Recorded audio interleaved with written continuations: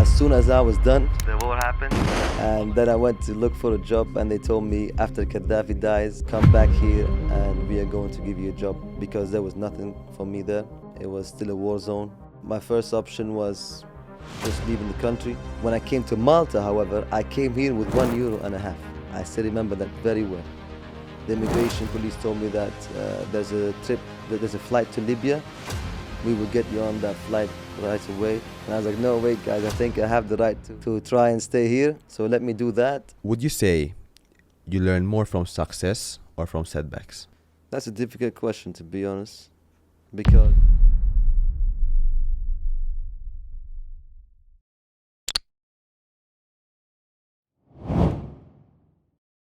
Another episode on the Champions Connect podcast, and today I'm going to open up with a title, and this title is going to be From Refugee to Real Estate Success. And today we have Feras Toboli.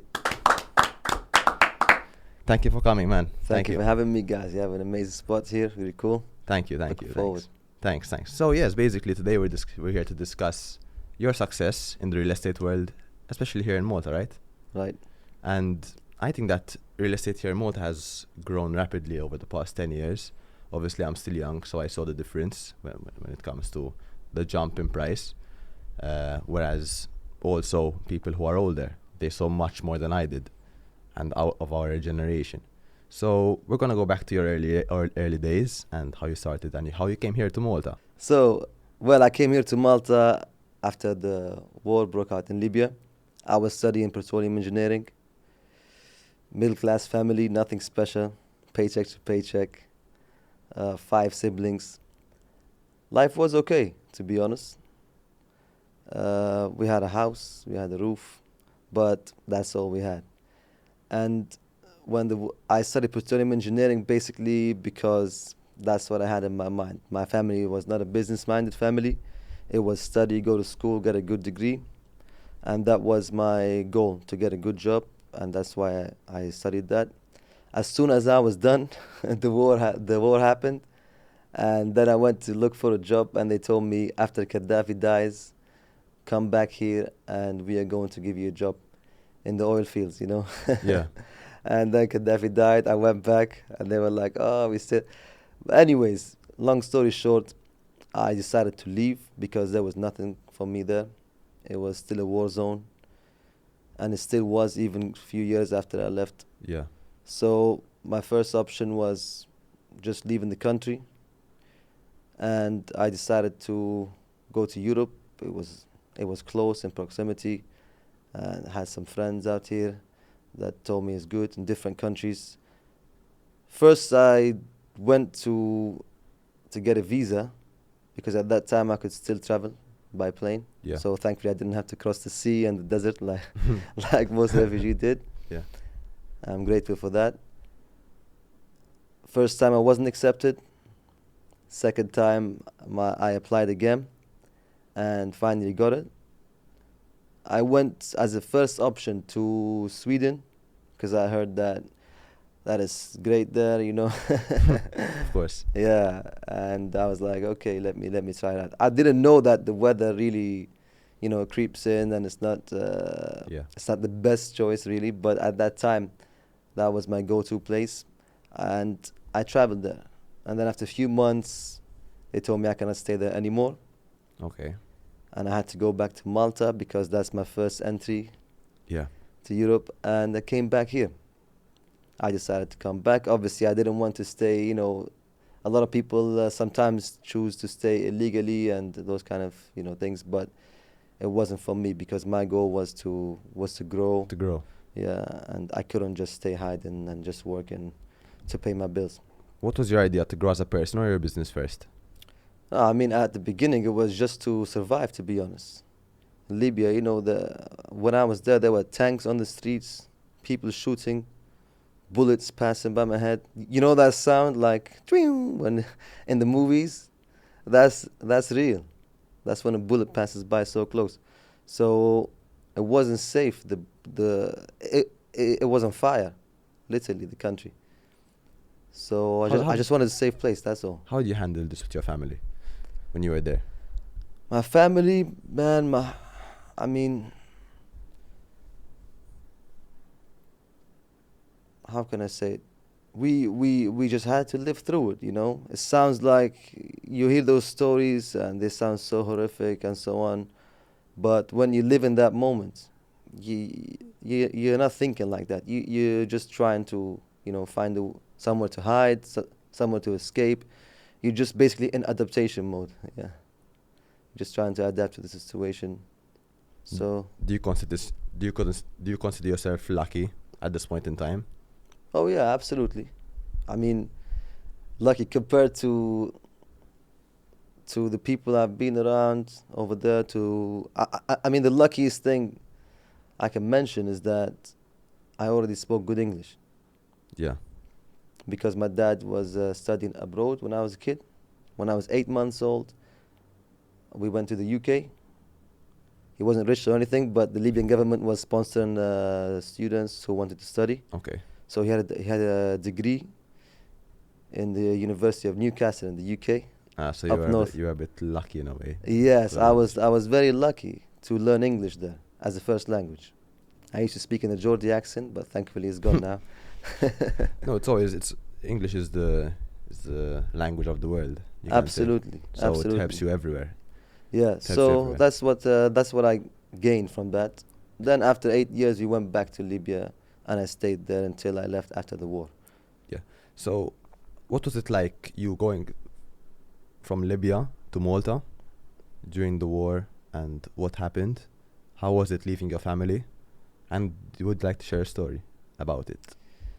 Yeah, I remember just deciding to leave finally after all the chaos. I stayed 1 year after the war. Yeah. As I said, I tried to, you know, still get a job, and I tried to stay, but the situation was just escalating rapidly. Every month it was getting worse and worse. So I remember just asking my family for some money. They gave me a couple of thousands. That's all what my mom managed to put together, and I remember that very well. And I took that money and I promised myself that I'm not gonna let her down. That I'm gonna make sure that I'm gonna succeed. So that gave me the drive, and I remember saying goodbye for the last time. Yeah. And the rest is history. Went back, as I said, got the visa second time after rejection, traveled, and So yeah. you never saw them again I, after? I never went back to Libya again since then. That was 2012. But then once I settled in Malta, once I got my situation a little bit better, I started to bring my family members one by one. Okay. So I got a job for my, you know, for my sister. I got also a job for my brothers when they came here, and I already had a place, so they stayed with me. And then finally and eventually, my parents also left. And they came here? They didn't come here. They went to Germany. My parents. Okay. Yeah, yeah. I have an uncle there, and he suggested they go there. Yeah. So my parents are in Germany, and then now we are all over the place. Yeah. It's nice and not because obviously you prefer everyone contact, you know? Yeah, that was the goal, but again, you just get used to it and adapt. And now we visit each other. Thankfully, most of them are in Europe, so you know, Exactly. travel is It's easy. easier. Shout out to Ryanair. Thanks to It's them. easier. It's easier. Yeah. Okay. You came to Malta and obviously you had this capital in hand, as you mentioned. What did you do with it to obviously survive? And what job did you obviously go through? Okay, so the capital was already spent because I went to Okay. Sweden first. All right.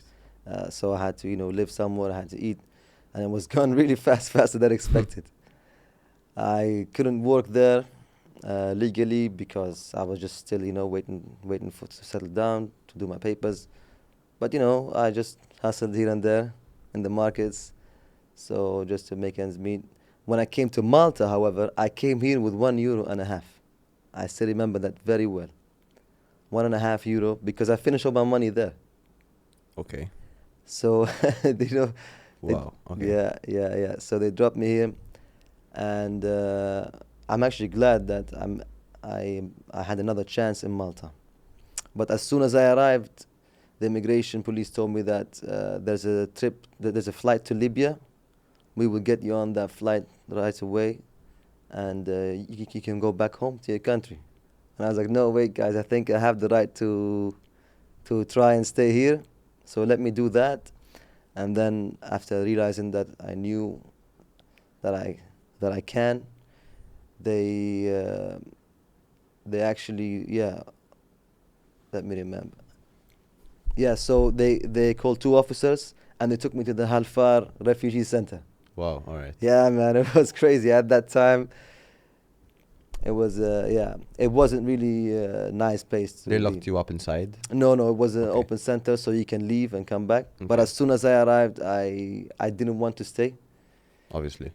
Even in Sweden before that, and even after that in Malta, I didn't want to stay in the refugee centers. I never ever took any like financial support or help or this kind of stuff because I knew that if I did that, I would just be dependent Yeah. on somebody, and I didn't want to be a liability. I wanted to be an asset to the country where I'm staying.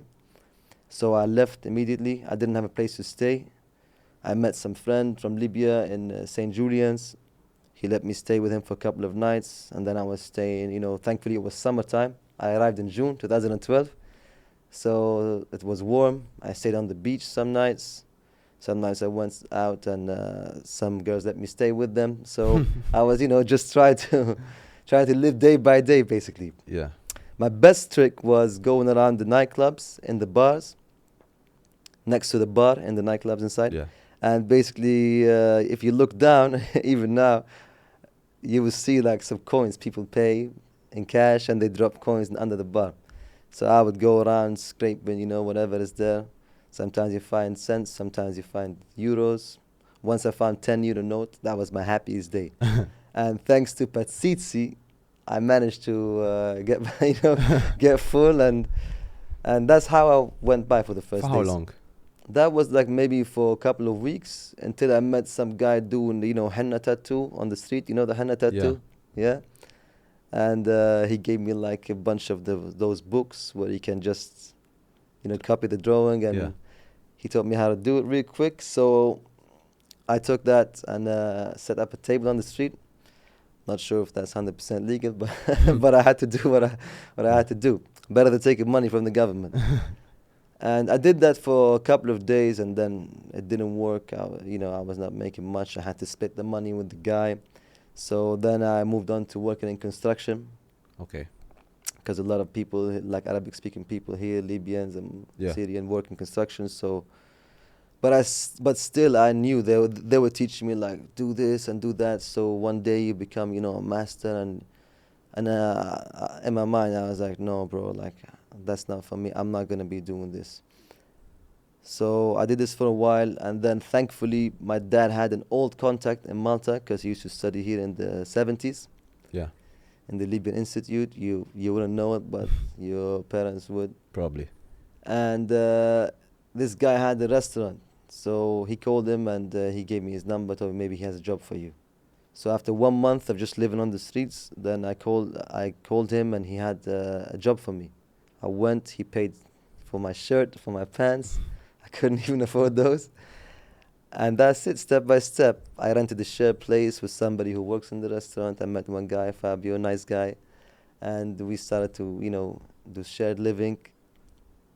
And then I quit my job, had no money, and I found myself in the apartment alone. Had 3 bedrooms. How old were you here? Around 21. Okay. Yeah. Once I was in an apartment alone, that's the beginning of real estate. But then I went into other jobs, and then I came back to it again. But at that time, it actually saved my ass because I found myself in an empty apartment. At the beginning, I was like, shit, I'm going to lose this. I cannot afford it. My salary was like 700 euros or something. But then I listed the 2 other rooms on Malta Park. And boom, they were paying for my rent already. So I was living rent-free, living on my salary, and then found another job in the language school, office job. That was like my happiest day. Like, man, I was like, Mom, I have an office job, Yeah. Wearing the shirt, going back to the toilet, like so happy, excited. I have my own desk. But then again, I realized that still that's not where I want to be. Income, I mean, as you know. Then I started thinking that this is not it. That maybe this is not the right path. My family was happy for me. They were proud of me, but that's all they knew. and started searching online. Big thanks to YouTube. By the way, it's an amazing place for free information. I don't think anybody should have any excuses to learn anything. That's why Honestly. that's why we launched this. For Yeah, people like you to provide knowledge. It's very important. absolutely. It's free man. knowledge, like intake. It's ridiculous at this time having YouTube and other platforms like that to say that you don't know or you know or you cannot find the information. Anyways, I started watching YouTube videos. I had to filter through a lot of bullshit because there are so many people who are scammers, who are liars. And then finally, I found some genuine people, after doing research and this and that, and I started to listen to them, and then the financial freedom, financial independence, and all this kind of stuff, Started coming into your brain. started coming into my brain. Exactly, the good stuff. The next step was to find a better job with a higher income so I can save a bit of that income. And this is also where you can start thinking if you're stuck where I used to be.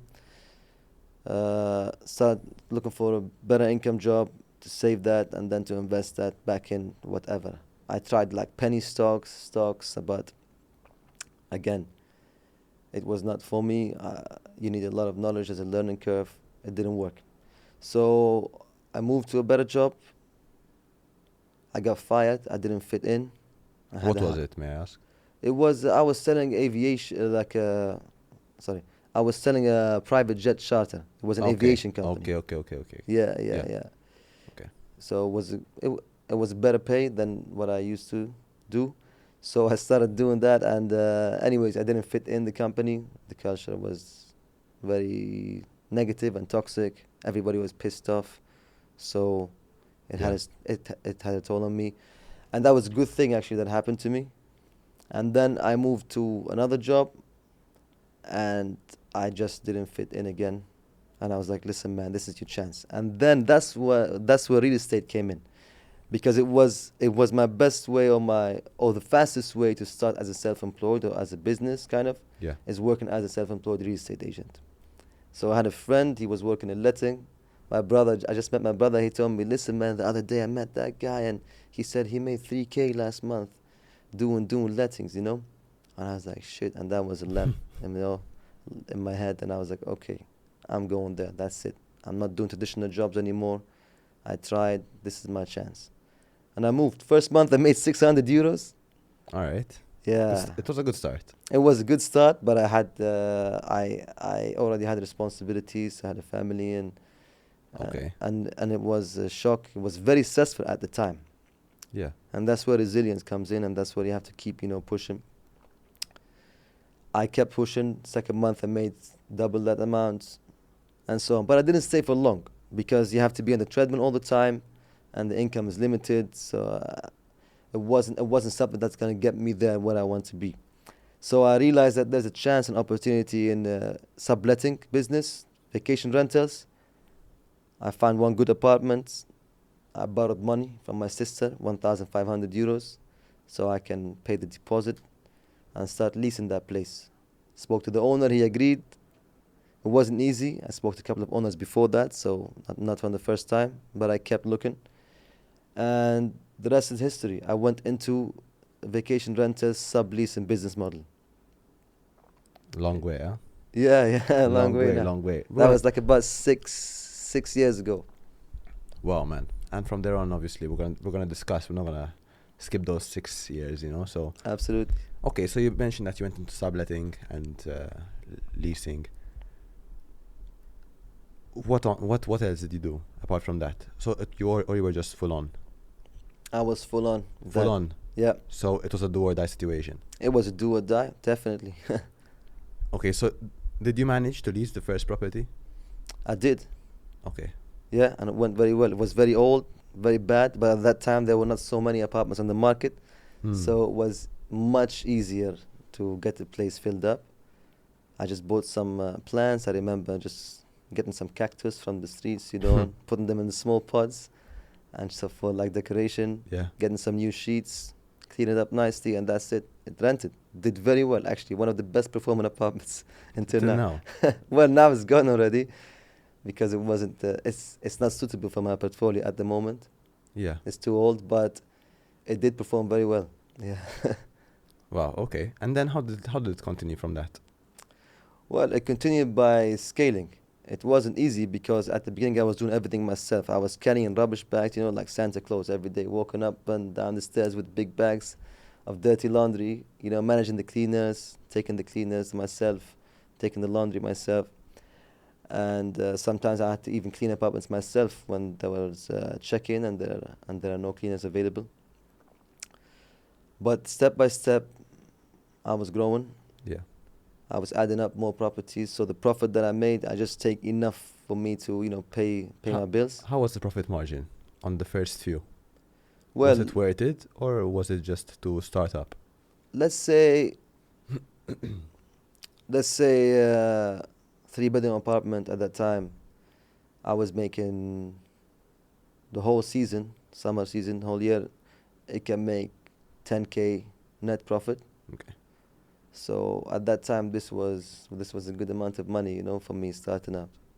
And then I took the second apartment, and I was trying to do other things on the side, hustling, doing services, this, that.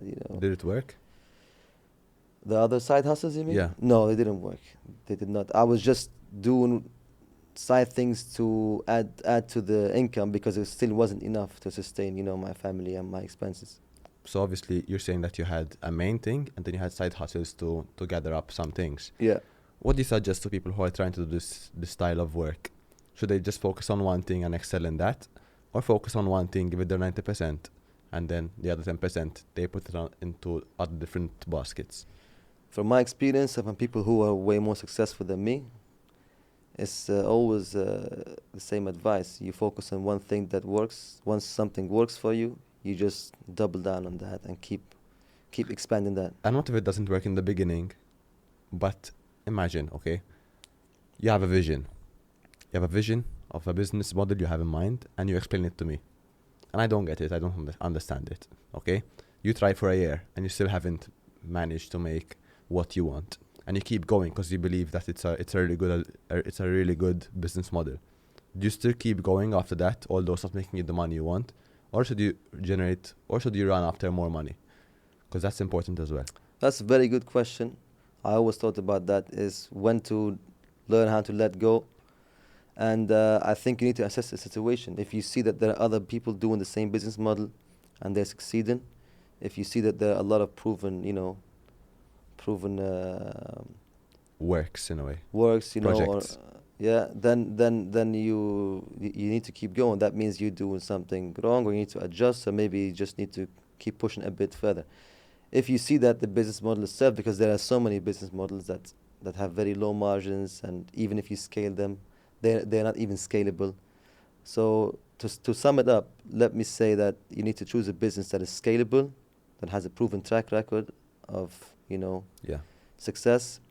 And yes, once you know those things, then you have to focus and keep going until you make it happen. I think many people go after the idea of, let me create something new so I can sell it for X amount. Yes, it works sometimes, but does it work most of the time? Are you understanding what I'm trying to say? Imagine, for example, I want to create water that I can drink alone, like without touching it.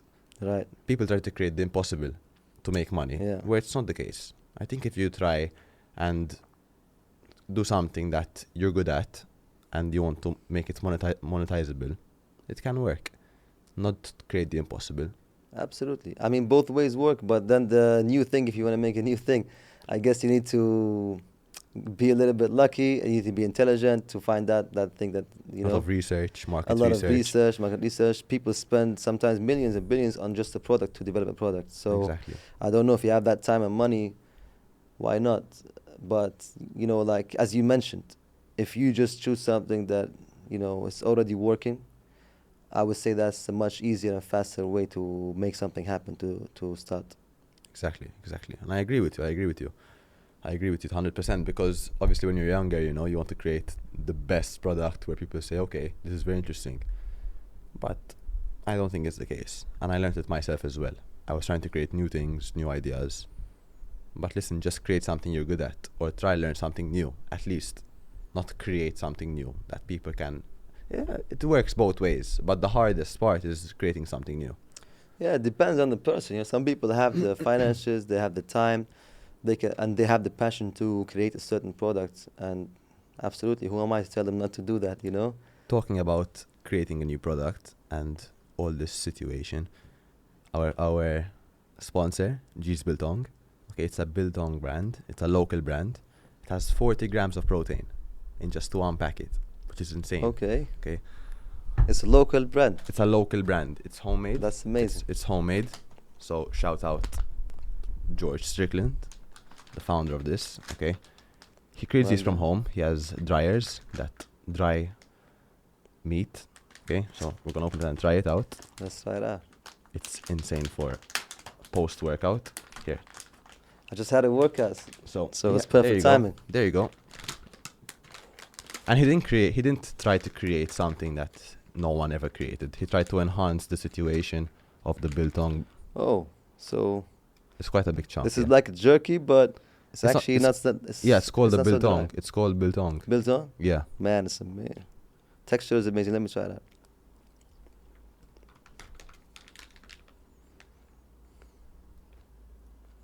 Hmm. That's really nice, man. It's good, huh? Absolutely. I'm actually gonna take Where some do they as well. sell those? Yes, so just to explain to the audience, obviously go to their website, link down below. We have a code as well for Champions Connect viewers, which is CC5, okay, 05, where you get 10% off. So whoever wants to try these out post-workout, you can go for it. I'm actually gonna take some myself because Man, I want more. it's good. It's good. It's amazing, man. I never had something like this, to be honest, because I always buy the beef jerky and it's too dry. Mm-hmm. I like this one. And George Strickland, you're doing an amazing product. Let's go back to the episode. Okay, so you're mentioning obviously all the success you've made. How many properties do you have right now under your Right now, management? close to 80 properties. 80 properties. Yes, in the vacation rental business. And Malta? In Malta, yes. So just Malta. I tried outside of Malta before, because the grass is always greener on the other side. Yeah. But I realized that the best place for me to grow is where I already have connections, where I already have a very good reputation. Because at the beginning, it wasn't easy to convince owners to rent properties to me for course. 5 years, 10 years. Ah, so you work long term? Yes. When I'm leasing property, I lease it for at least 5 years. Okay.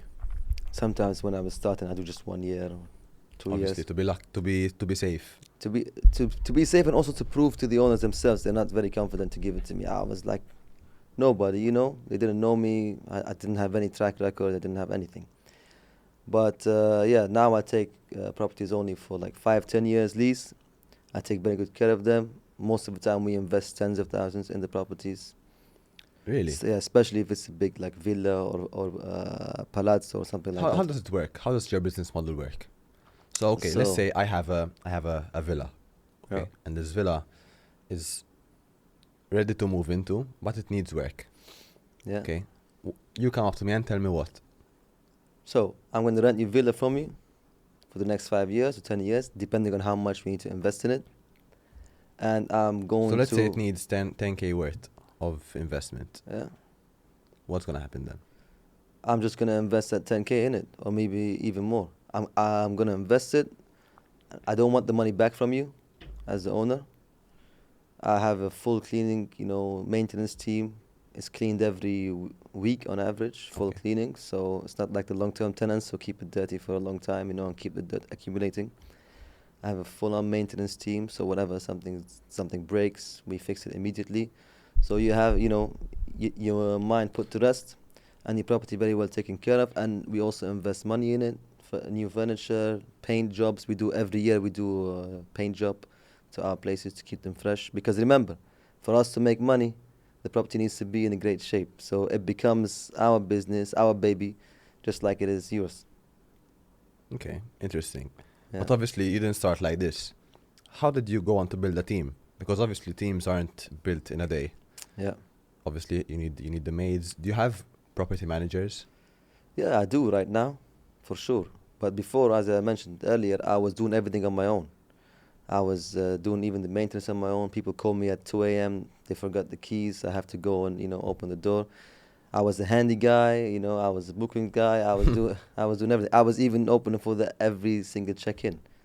You know, I was going there, opening for them, giving them that good customer service. Give us one funny story of maybe a memory you had of this situation. I mentioned this in a previous podcast, but it just keeps coming out when you ask me this question. I once came to a property and there was no door. The front door was completely gone. Yeah, and there was nobody in the property. They just left and there was no front door and it was a chaos. So I had to get somebody to, I don't know what happened, man. You still don't know what It's happened till crazy. now? I still don't know what happened till now. So literally no door. No door. That's it. And the property was was It was really messy, dirty, but they didn't take anything out of the property. I was just sometimes you hear crazy stories. how was your facial expression like?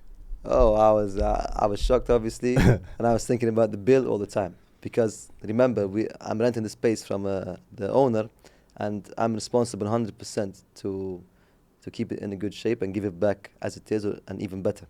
So I had to bear that expense. Oh my god. Yeah, yeah, yeah.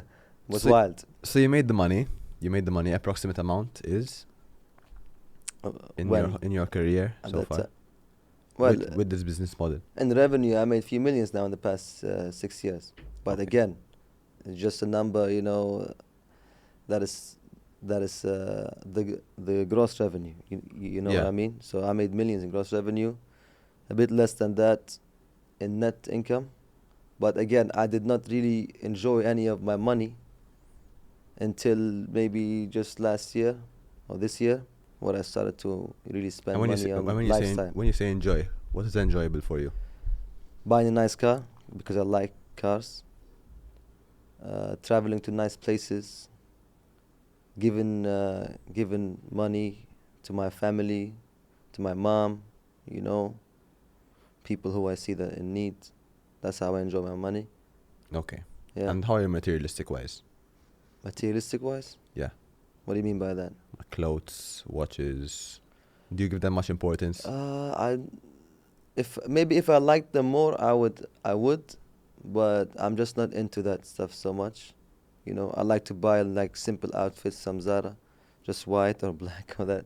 You know, I Yeah. do I do I do like fashion, and cool things and nice watches, but I don't think it's the right time for me to be spending on that just because I'm not really into them so much.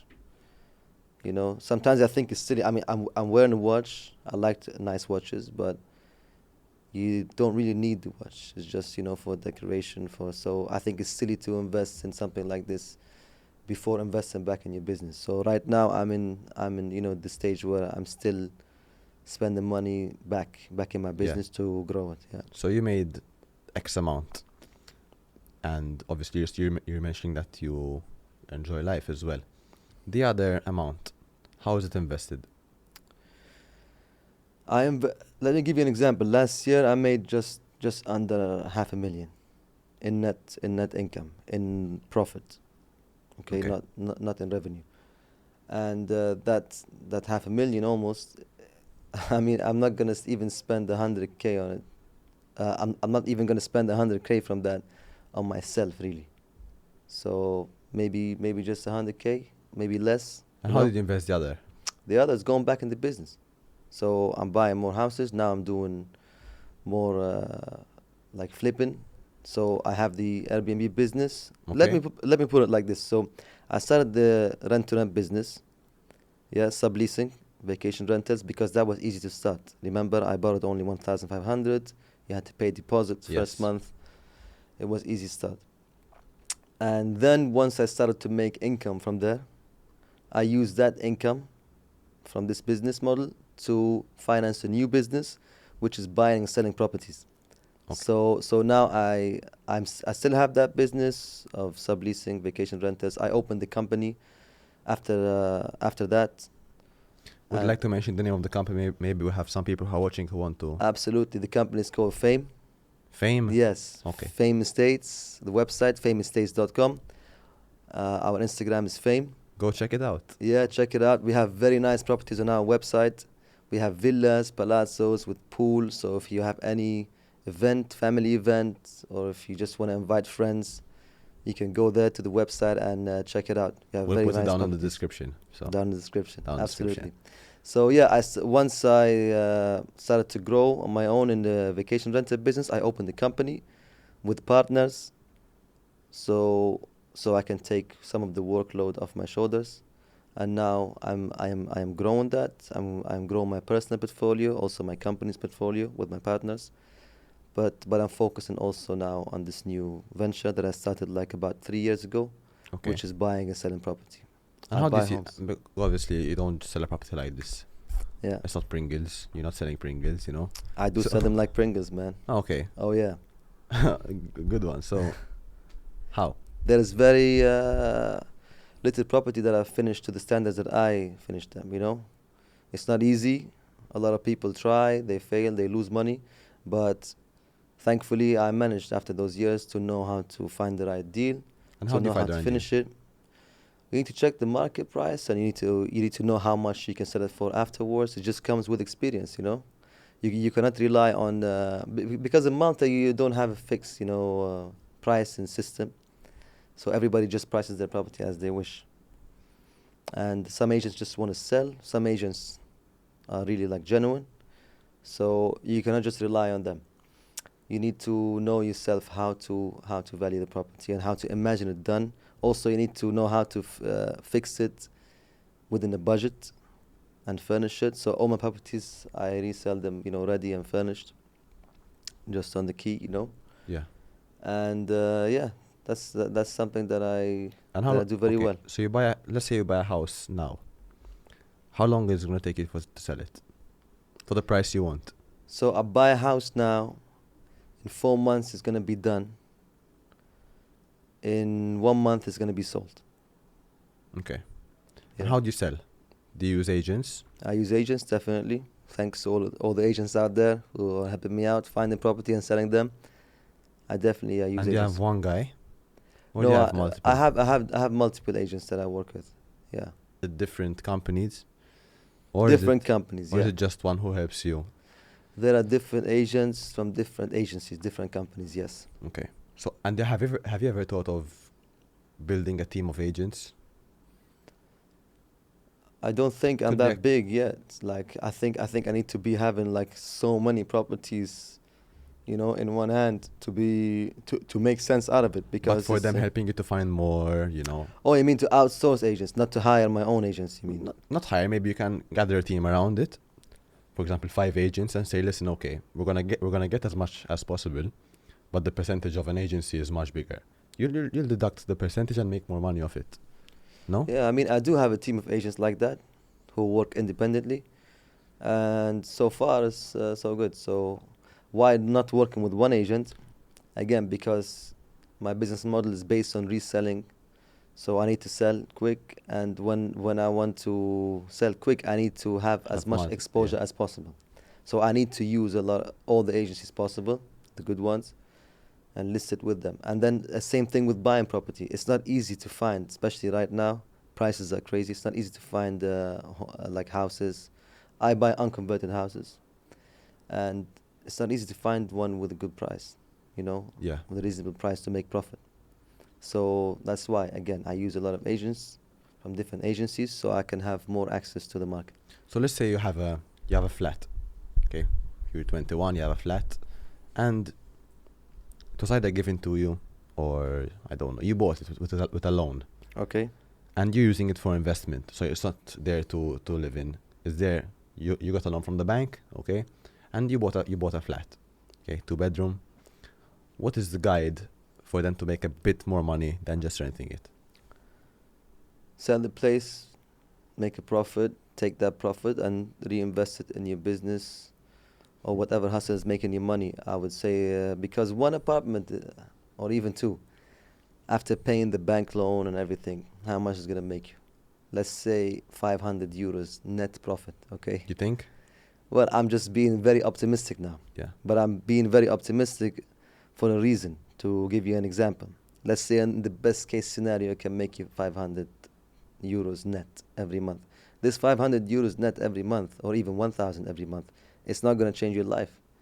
It's not going to get you where you want to get, you know what I mean? Unless your plan is to get rich by 50 or 60, you know, if you're 20. So Important. yeah, so it's not gonna get you there. If you wanna be rich or have more money in the next 5 years, 3 years, this is not a good idea. It's a very bad idea. I think keeping real estate should be for people who already have the money, and then just use real estate as a place where they can save their wealth, so it keeps, you know, growing with inflation, Yeah. and also to, you know, pay your monthly income every month. You know what I mean? So okay, it's a good question response, because you said that whoever's over 50, who's retired, they should keep property because it keeps growing. It keeps going in value, yes. But when you're younger, it's best to, there's a word in multi-sound to translate. It's best to not try and see what's happening, you know. You can't keep on. To grow, you have to sell and buy, sell and buy, sell and buy. Till then, you're comfortable. Exactly. Right? Exactly. Okay. Exactly. Because as I said, if you keep the, let's say you put a down payment in the rental property that you want to buy, 20K, 30K, whatever it is. That's already a significant amount of money if you just start, and if you don't have money, if you're broke and you want to start a business, that's a really good amount of money to push, you know? That's gone.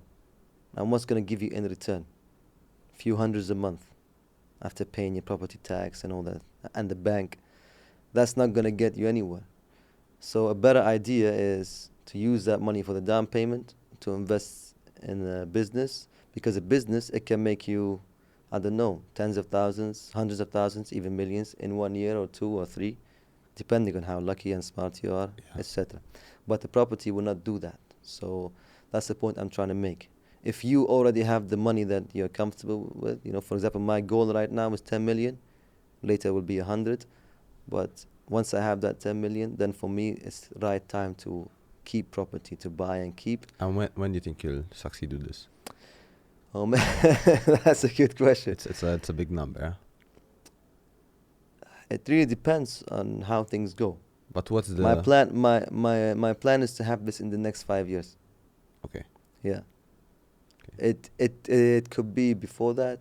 It could be Be 3 after. years. It could be, you know, 10. two, 4. It could be 6, 7 years. But my goal is to not to have it later than 10, than the next 5 years. Yeah. And how old are you? 36. Okay. Yeah. So it makes sense in a way. It makes sense. Yeah. You don't want it too late. You don't want it too early. In a way, not too early, but you want to. I mean, it's already too early, a long time ago. Yeah, but you don't want it. You don't want it like this. You want to work for it to happen. That's what I wanted to say. I want it now, to be honest. Everyone wants it now, but but yeah, obviously, to be realistic, exactly. I have to. Yeah, that's my realistic goal for that amount of money, and then later the amount changes. You know, you're not going to get to, because once you get to a goal, as everybody knows by now, you will not feel happy. You know. There is happiness, a lot of happiness, but then you want more. I mean, you will not feel happy for eternity, Exactly. or as long as you're alive. That's not going to happen, because you always want the next step, and it's not a bad thing. It's not greed. There's a difference between want and greed. Exactly. Greed is you want always. You're never happy with what you have. That's what greed is. I would say greed is wanting what's yours and what's somebody else's. But as long as you're earning this with your sweat, you can want as much as you want, and I don't think it's greedy. What's one advice you'd give to the audience right now? One advice? Let's Keep say it, let's say 15 to 21 year olds. 15 to 21? Yeah. 15 to 21, start thinking about business from now. Start thinking about finding ways to make your own income from now. Take advantage of all the opportunities we have online. Try and keep trying. Things don't work, keep pushing, and make something happen for you. Because if you don't, you will be stuck in a place you don't like probably for the rest of your life, and that's a miserable thing. It's true. Yeah, And also learn from someone who made it.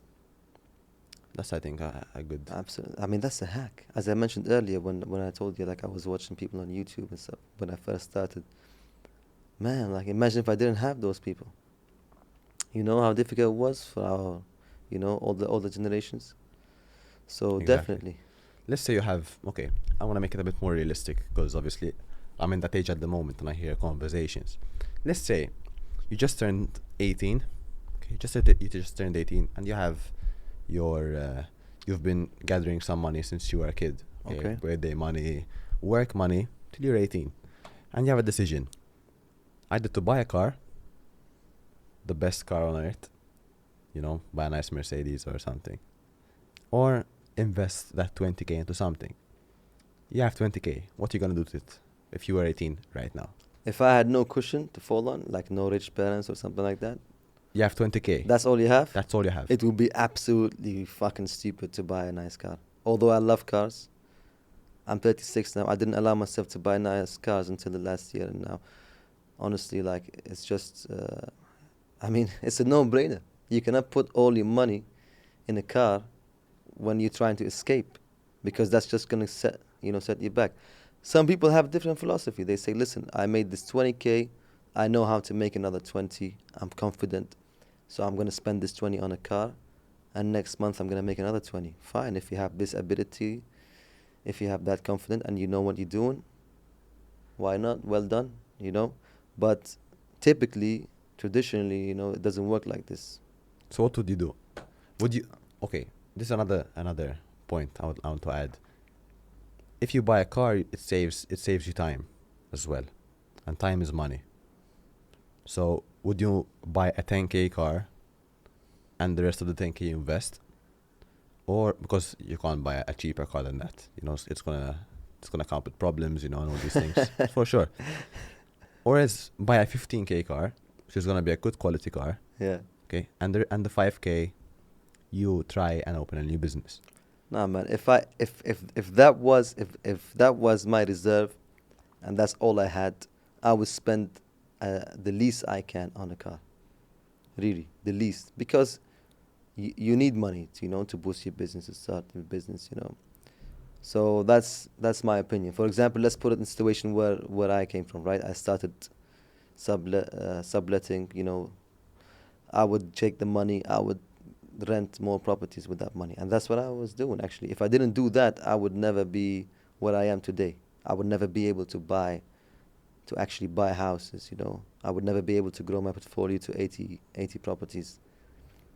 I wouldn't be able to do that if I didn't reinvest. I would be still struggling, making, I don't know, just enough income every year to pay my expenses and going in the same circle. And that's what you see a lot of people doing, a lot of business owners. They start a business that is not much better than a good job. In fact, a good job is better than many small businesses, because they just stay struggling in the same circle. They become, working in the same business. They live to work. They don't scale. They live to work. At least if you're employed, you can just work certain hours and have your days off. You know what I mean? I'm not suggesting that, but if you're that type of person, yes, why not? You know what I mean? So the only way to grow and to make sure that you grow is reinvesting as much as you can. So my answer is I wouldn't spend money on a car. Last year, I launched a business with a friend of mine, and honestly, I had no idea what the fuck I'm doing. So literally, imagine I'm opening a business with no idea what I'm gonna sell, what I'm gonna provide, and what I'm gonna do. Okay, How so come? You didn't know anything? number one, I was very young in a way. I was around 17. Okay, I was 17, and you try new things. You try new things. You don't think as much. I had some businesses before. I used to import and not export. I used to import, okay, and sell here in the local markets. When you were a toddler? No, I was around 15, 16. Okay. So Fuck yeah, man. That's yeah. amazing. I had I like okay. that. Short story. I had reached out to this brand. Okay, so I was thinking, how am I gonna make some money to gather up, and to help me. Okay, so I was playing football. I'm a footballer. Okay, and I was like, how can I market this of what I do. Okay. Wow. All right. Football shoes. There are so many sizes. So I'm not gonna import football shoes. You need stock. People like different quality. People, for example, don't like this because they like that. You know, and there's a very very big market. There's Puma, Adidas, Nike, blah blah blah. You know, shin guards. Okay, customized shin guards makes sense because you can imagine you play football, okay, and you want, and your sister passed away, so you put a custom shin guard of your sister with a quote, and it's cool. It's quite cool. But there was a big market for it. And then I came across goalkeeper gloves. Okay, our goalkeeper gloves. And I was like, okay, makes sense. I used to get them for around 20 euros each pair, and sell them for 70. So the profit margin was high. 70 from 2070. Okay. Yeah. So the profit margin is high. It's like, okay, makes sense. So I reached out to around 100 glove companies around the world, and then there were like 2 that reached out from Europe, and it's this brand called 25, and he reached out to me, although I was very young. He told me, listen, yeah, we're willing to expand to Malta, and I got the gloves to Malta. I had invested around 1,500 euros on stock, and I had gotten grip socks too. Grip socks basically are socks that have grip underneath that prevent you from sliding in your shoe. I was like, okay. And I sold the first batch, literally in 2 weeks. So first batch was gone. To like local stores or clubs? No, to individuals. To individuals? Individuals. Oh, shit. Yeah. Okay. So literally, if I had 20 pairs, I sold to 15 different people. Because people bought 2, people bought 1 sock, 1 glove, for example, you know. And all right, I was like, how am I going to make this work? So I got these grip socks. I used to buy them for 2 euros. Okay, 2 euros each. And I sold them for 10. Sometimes 12. I got a group of 5 people. I sold it to them for 7 euros each in bulk. So they had to buy a minimum of 15 pairs each. So from 2 euros, I was selling for 7. And they were making profit as well. So from 7, they were selling them for 12. And everyone was selling. The margin was in my hands. So I was selling to them. They were making money too. Everyone was happy. And I ended up making around 2K from these socks in 3 months. Okay. Not bad for 15 euro. Not bad. Okay, so then I was around 16, 15.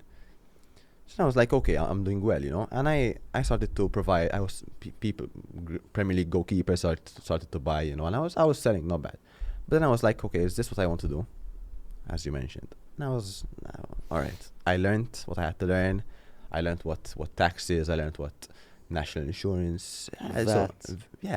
Everything. So I knew that, for example, here we pay 18%, where in Spain you have to pay 21%. You know, so there was different techniques where you can save a bit of money from the profit, you know. And I was like, okay, I learned my thing. Thank you very much. And I stepped away, and I left school. But sorry, I just want to stop you here because this might be useful for your viewers. You stepped away because you didn't like it, or because there was no room to scale? Very good question. So basically, there was room to scale, a very big room to scale. I could have been the number 1 seller here, basically. And how much would that make you a year on average? That's why. I didn't want it to be. It could have been a very, very good side hustle where I'll be making 1K per month, but okay, so it's a good side hustle in a way. But it's not worth pursuing as a exactly. way out. And it's not even my brand. All due respect, you know. So I'm not building my brand. I'm building someone else's brand, which okay, I learned a lot from, and I thank him so much for giving me the opportunity. But obviously that gave me good contacts as well. So I was meeting new people, giving them good discounts, you know, providing new stuff. So I was getting more gloves. I was getting more glove bags, more other things. So I was learning the trick of the trade, you know, how to sell as well. How to sell is very important. That's very, very important. That's what boosted my confidence as well. I left that, I stopped that, and I started importing sneakers. So Jordans, everything. I was just importing. The trick was, it's very simple, and people are gonna laugh at it, but I made a good ton of money from it. A good ton for that age. Imagine you text me. Okay, I had grown a very good platform. People knew the platform. It went up like 3K followers in just 6 months. Okay, I want Air Force One Supreme. Okay, and I go on, and I had 4 websites. So StockX, Goat, I'm providing all this knowledge because obviously I'm done from it, and I want to I want to show you how easy it is Right. if you play around. And I had another two, I forgot the names. Imagine, StockX was the main market, so it was on for 300 euros. On Goat it was for 250. On the other website it was for 200. So alright, I'm gonna send a screenshot to the guest of the highest one. This is 300. And I know I can buy it for 200. Okay, I'm gonna give it to you for a discount of 275. He goes, okay, go for it. You know, because they're not into the stock market and shoes. Right. And I was buying with their money.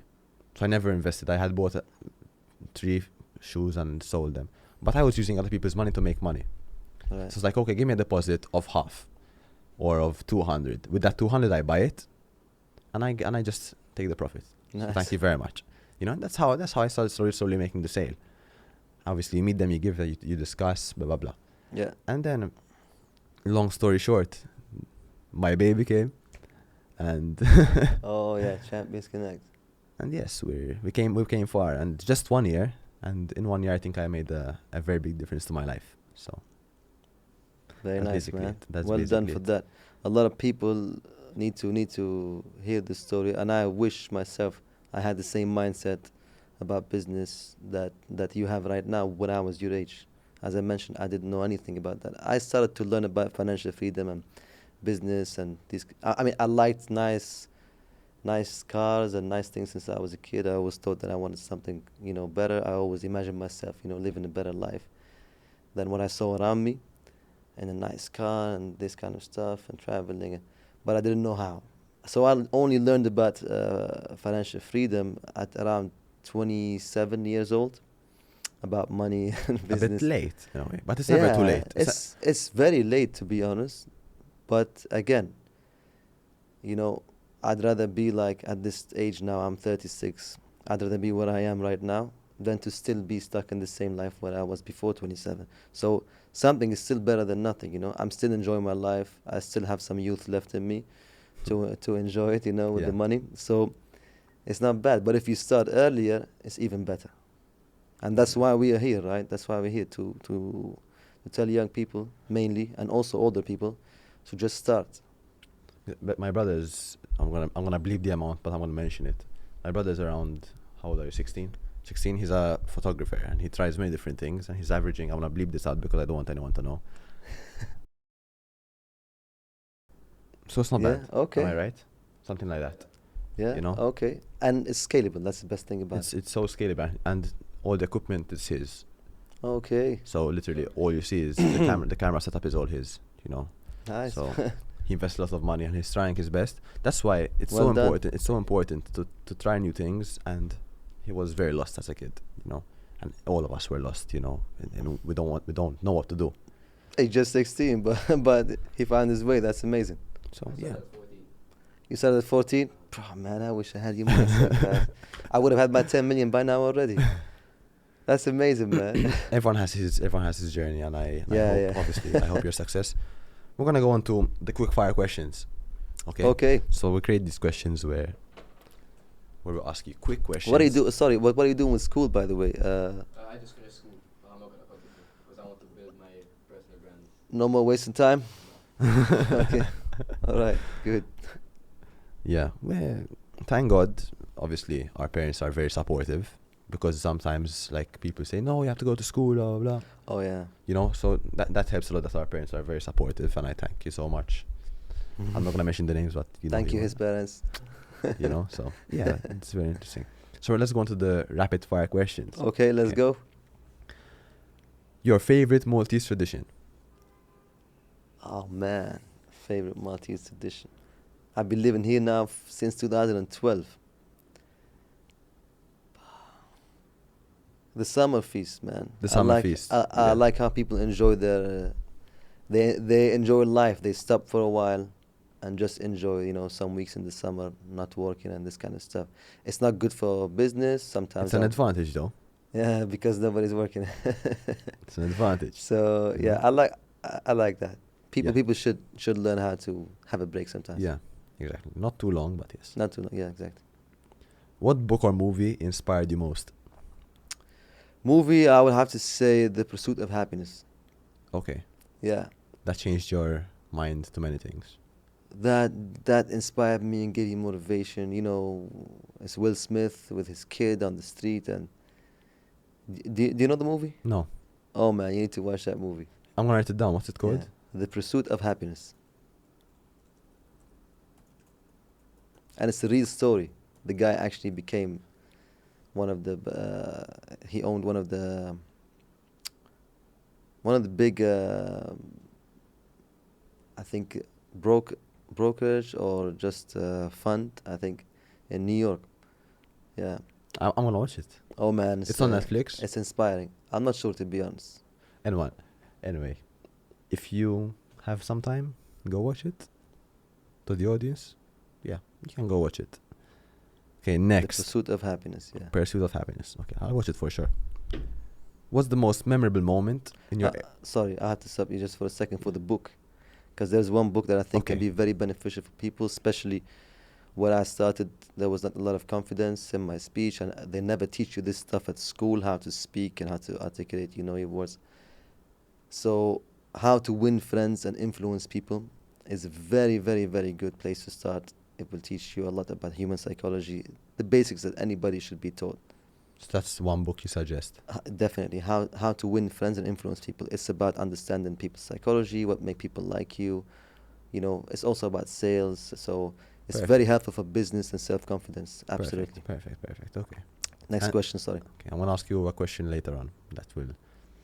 What's the most memorable moment you had in Malta in your early days?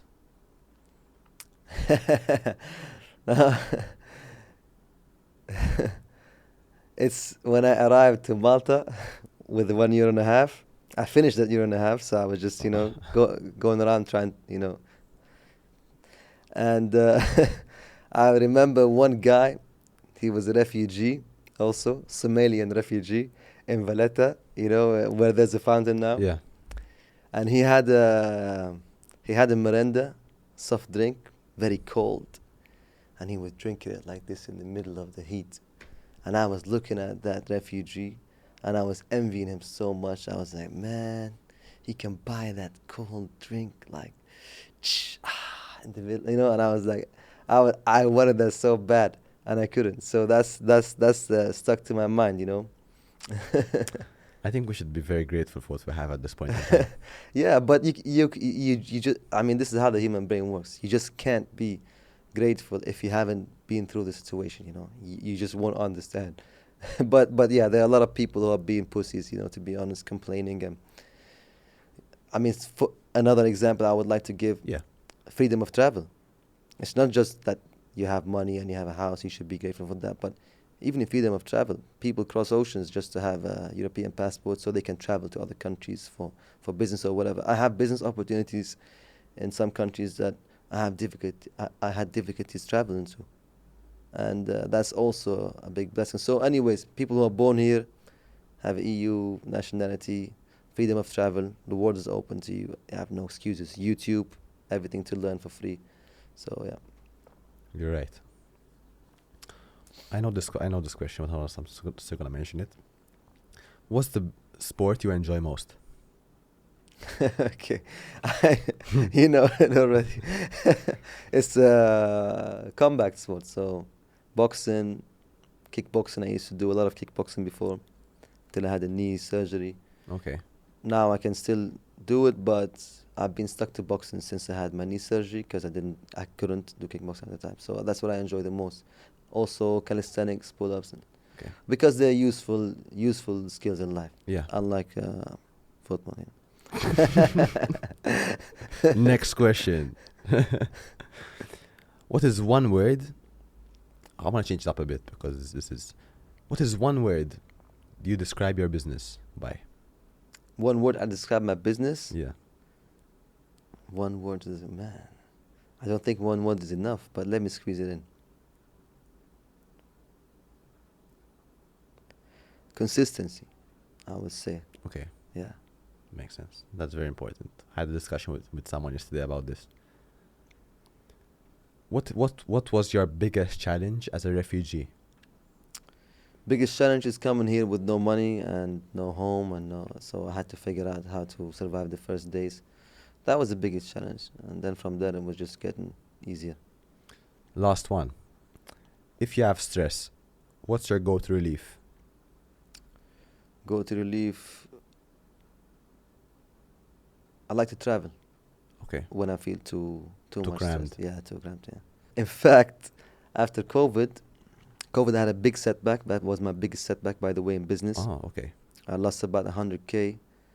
It was almost everything I had. I invested at that time everything in vacation rental properties, and then COVID came and I lost everything in the summer. So that was my biggest business setback, and it tested me so much.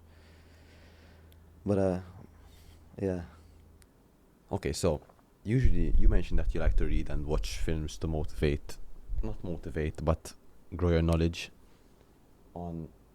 Give 1 second. And to grow your knowledge. So basically,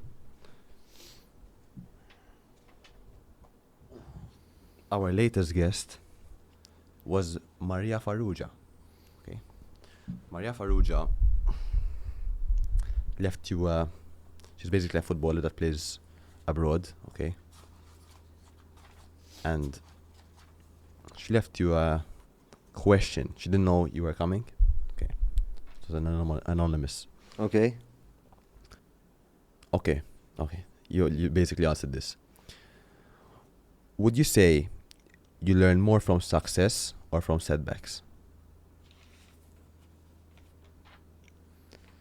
That's a difficult question, to be honest, because yes, you do learn from setbacks, but success definitely boosts your confidence, and it allows you to n- to confirm that your beliefs are true. So what you gain from success, I would say, is far greater, but and they're also different. From setbacks, you learn how resilient you are, and you know if it's for you or not, because it can be very difficult.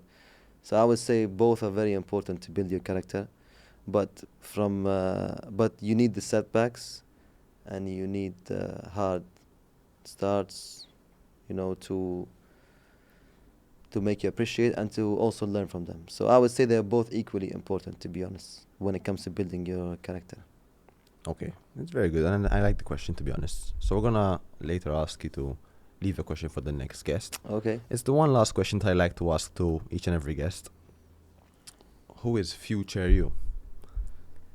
Future me? Yeah. So imagine you're describing your future self, someone standing in front of you and it's your future self. Who is he? I don't know 100% because, for example, 5, 10 years ago, I'm embarrassed of who I was, as like on a personal level or whatever, how I think, how I perceive the world. My beliefs have changed a lot, like 10 years from now. So I don't know what is going to change me or make me, or what I'm going to be made into. But I can see my future self as somebody who has more free time, which means more money. Yeah, Not always, but that's my that's your goal. that's my goal.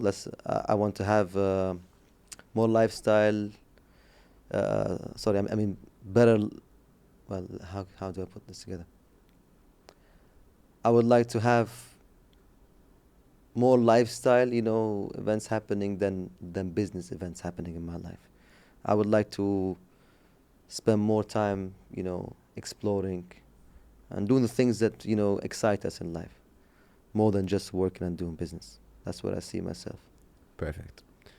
Okay, so to all the audience, thank you for watching. It's been an amazing episode. I just want to mention one thing, and you have to correct them on this as well. 80% of you, from last episode, we went down by 1%, so thank you very much. 80% of you don't subscribe. Okay, so whoever's watching doesn't subscribe. Tell them something. It's If you'd like to see more stuff like this, you need to subscribe, guys. it's free. It's for It's free. free. Just press the button, and that's all that matters. If it's not for you, it's not for you. But if you want to succeed in life, if you want to take advantage of all our experiences, all the struggle that I went through and other guests to get to where they are in life, I mean, this is your chance. If you're lazy to do that, then maybe you're destined to failure. I love you for this one, man. So please subscribe, because you will fail. No, I'm joking. I'm joking. So please subscribe, like, leave a comment on who you want to see next, and your thoughts on this episode. One last question, because it just came to mind. How would you like to be remembered? To be honest, I don't really care about being remembered because it doesn't matter. It doesn't matter how people remember me. When I'm gone, it's not going to help me with anything. I will be gone. So I think the most important thing for me is how I want to live my life now. And I do content also online at Feras Toboli. You can find it. Go follow his socials. Is so important because he Instagram, provides TikTok, and Facebook. good knowledge. Yeah, Feras Toboli. I share my lifestyle. I share also things about real estate and my business. And I share my content also just because it's cool for my kids and my family to see, Go back. To go back and see who I would love to know who my grandparents were, or their personality, how they thought about things in life. So that's mainly it. But I think legacy is very. I think people who care about the legacy is very egotistic. Like, why do you care about people thinking about you after you're dead? Like, it doesn't really matter. So that's what I think about it. I think we should focus more on the moment and how we would want to enjoy and live our life instead of how to be remembered. Thank you so much. I think you ended on a very positive note. Absolutely. Would like to mention something else? That's it. Keep going, guys. Don't give up. Don't listen to the people who are very close to you sometimes and keep telling you that you should take a traditional path in life. Follow your dreams. Try your best and keep going, because if you keep going, it's inevitable that you will succeed. I promise you that. Perfect, man. To all the audience, thank you once again for tuning into another episode. You've been a great support system to our community, and we truly appreciate from the Champions Connect team. Thank you so much once again. And Champions Connect out. Thank you so much.